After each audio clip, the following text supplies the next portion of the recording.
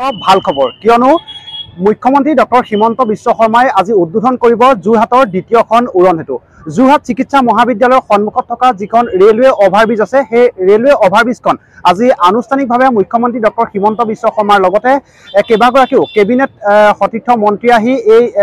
উৰণ সেতুখন আজি উন্মোচন কৰিব আৰু উন্মোচনৰ প্ৰাক মুহূৰ্তত যি দৃশ্যাংশ এই দৃশ্যাংশ আমি আপোনালোকক দেখুৱাই আছো। এই মুহূৰ্তত ইয়াত শতাধিক ৰাইজ ইতিমধ্যে ইয়াত উপস্থিত হোৱা পৰিলক্ষিত হৈছে আৰু আমি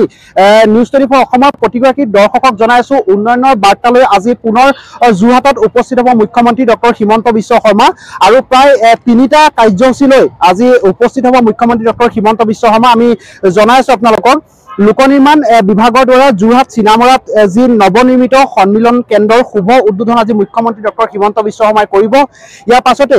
প্ৰায় 12:30 বজাত অসম ৰাজ্যিক পৰিবহণ নিগমৰ নৱনিৰ্মিত স্বয়ংক্ৰিয় যি যান বাহন পৰীক্ষা কেন্দ্ৰ সেয়াও শুভ উদ্বোধন কৰিব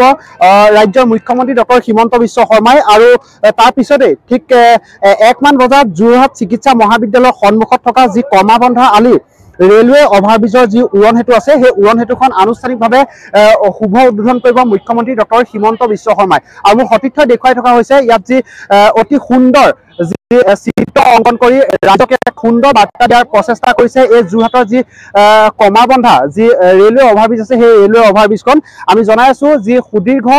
4টা বছৰ অতিক্ৰম কৰি 4টা বছৰ পাছত আজি আনুষ্ঠানিকভাৱে এই অভাৰব্ৰিজখন আজি উন্মোচন কৰিব।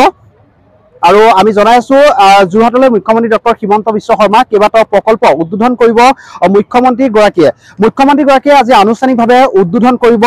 যি কমাৰবন্ধা আলিৰ ৰেলৱে উৰণ সেতু আছে সেই উৰণ সেতুখন আনুষ্ঠানিকভাৱে আজি উদ্বোধন কৰিব মুখ্যমন্ত্ৰী ডক্টৰ হিমন্ত বিশ্ব শৰ্মাই আৰু প্ৰায় 78 কোটি টকাৰ ব্যয় সাপেক্ষে 581 মিটাৰ দৈৰ্ঘ্যৰ এই উৰণ সেতুখন মুকলি কৰিব। ইয়াৰ পাছতে স্বয়ংক্ৰিয় যি যান বাহন আছে সেই যান বাহনৰ এটা প্ৰকল্প তেওঁ উদ্বোধন কৰিব আৰু আমি জনাই আছো এই মুহূৰ্তত মোৰ সতীৰ্থ ইয়াৰ যি সামগ্ৰিক দৃশ্য আপোনালোকক দেখুৱাইছে অতি আটক ধুনীয়াকৈ নখ কইনাৰ দৰে আজি সজাই ৰখা হৈছে যোৰহাটৰ যি দ্বিতীয়খন উৰণ সেতু সেই উৰণ সেতুখন ফুল মালাৰে চিত্ৰ অংকনেৰে আজি সুন্দৰ ৰূপত নখ কইনাৰ সাজত সজাই ৰখা হৈছে আৰু কিছু মুহূৰ্তৰ পাছতে মুখ্যমন্ত্ৰী ডক্টৰ হিমন্ত বিশ্ব শৰ্মাই নিজ হাতেৰে ইয়াত আজি ফিতা কাটি এখন আনুষ্ঠানিকভাৱে শুভ উদ্বোধন কৰিব আৰু ইয়াৰ পাছতে যি যোৰহাট মিছন হস্পিটেলৰ সন্মুখত এখন ৰাজহুৱা সভা সম্বোধন কৰিব মুখ্যমন্ত্ৰী গৰাকীয়ে আৰু ইয়াৰ পাছতে পুনে গুৱাহাটীলৈ যাত্ৰা কৰিব মুখ্যমন্ত্ৰী গৰাকীয়ে যিহেতু ইয়াৰ পাছতে খেল মহাৰণৰ যি কাৰ্যসূচী আছে সেই কাৰ্যসূচী গুৱাহাটীত আনুষ্ঠানিকভাৱে মুখ্যমন্ত্ৰী গৰাকীয়ে উদ্বোধন কৰিব আৰু মোৰ সহযোগী দেখুৱাবলৈ অনুৰোধ জনাইছো মুখ্যমন্ত্ৰী কিছু সময় পিছতে এই স্থানত আহি উপস্থিত হ'ব আৰু ইয়াৰ পিছতে যি ৰেলৱে অভাৰব্ৰিজখনৰ ফিতা কাটি আনুষ্ঠানিকভাৱে এখন উন্মোচন কৰিব আৰু ইয়াৰ পাছতে দেখিবলৈ পোৱা গৈছে শতাধিক ৰাইজ আহি ইয়াত উপস্থিত হোৱা পৰিলক্ষিত হৈছে যি মুখ্যমন্ত্ৰী ডক্টৰ হিমন্ত বিশ্ব শৰ্মাক ওচৰৰ পৰা চাবলৈ এবাৰ যি হেঁপাহ সেই হেঁপাহ তেওঁলোকক পূৰণ কৰিবলৈ আহি শতাধিক ৰাইজ ইয়াত আহি উপস্থিত হোৱা পৰিলক্ষিত হৈছে।